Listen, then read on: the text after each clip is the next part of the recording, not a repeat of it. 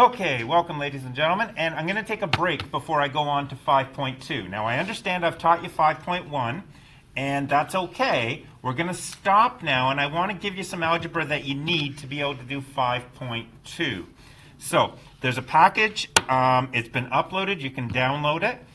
If you want, you can wait till you come to school, and I'll give you another blank copy and just use these notes as references. But either way, you have to learn this material today, people. And if we don't have a good grip on this material, then we really can't move on. You won't be successful doing the other stuff. So, some of this stuff we've done already. Some of it we've done with a lot of cahoots. Let's take a look. Solving 1- and 2-step linear equations. We've done this. So equations can be solved in different ways. One way is to check a solution of a linear equation is to substitute it in, and to check left-hand side equals right-hand side. We talked about that in 5.1, how we take a point and plug it in, make sure that left-hand side equals right-hand side.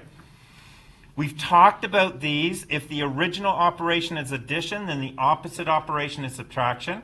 If the original is subtraction, then the opposite is addition. Division, the opposite is multiplication. We've talked about all that. We've done all of this. We've talked about BEDMAS. We know what BEDMAS stands for.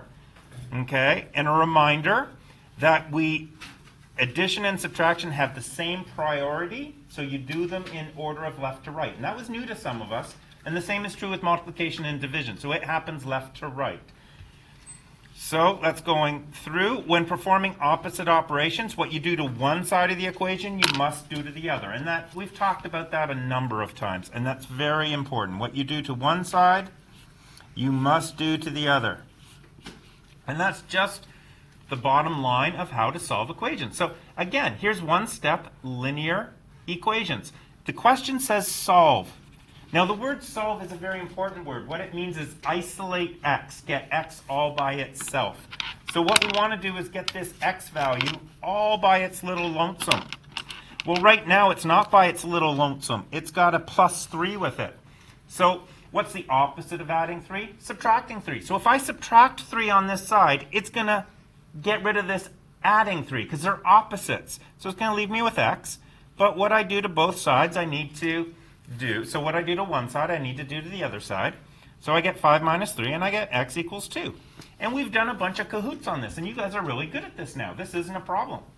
Now, let's see if I can get you to where your grade 9 teacher was.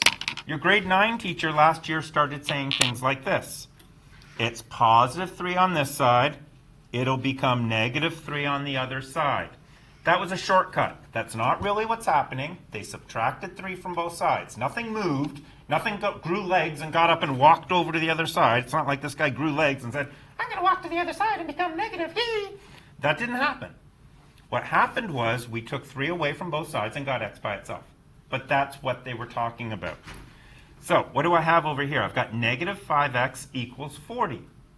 So -5x. Another way to say that is to say -5 times x equals 40.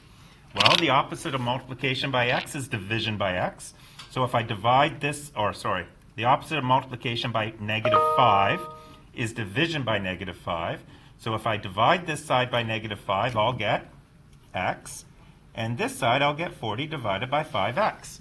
And you may need to write that down to get it right. Look at the numbers. 40 divided by 5 is 8. And a positive divided by a negative is a negative. And we know that because we did our integer work earlier this year. So again, this is really straightforward stuff we've done. Let's continue. Okay, so now it gets a little bit more interesting. I've got 5 plus x divided by 4 equals 10. And the whole game of solving is to get the x by itself. So what I want to do is get this puppy by itself. So the easiest thing to do is to get rid of the 5. How do I get rid of 5 on this side? Subtract 5. So that means I'm subtracting 5 on this side. That gives me x over 4 equals 5. Now, what's the 4 doing to the x? Because now we just play the game again, right? It's the exact same game, just this time let's get x by itself. So what's the 4 doing to the x? Dividing. What's the opposite of division? Multiplication. If I multiply this side by 4, I get rid of the 4 on the bottom, but I have to multiply this side by 4. And that gives me 20.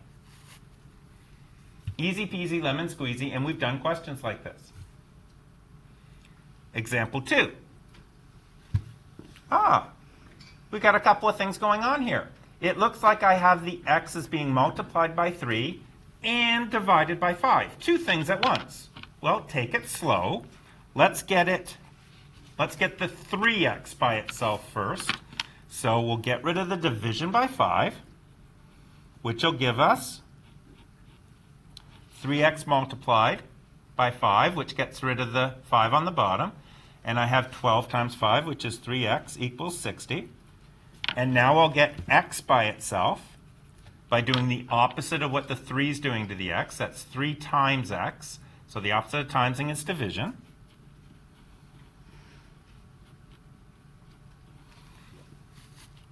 Nothing to it.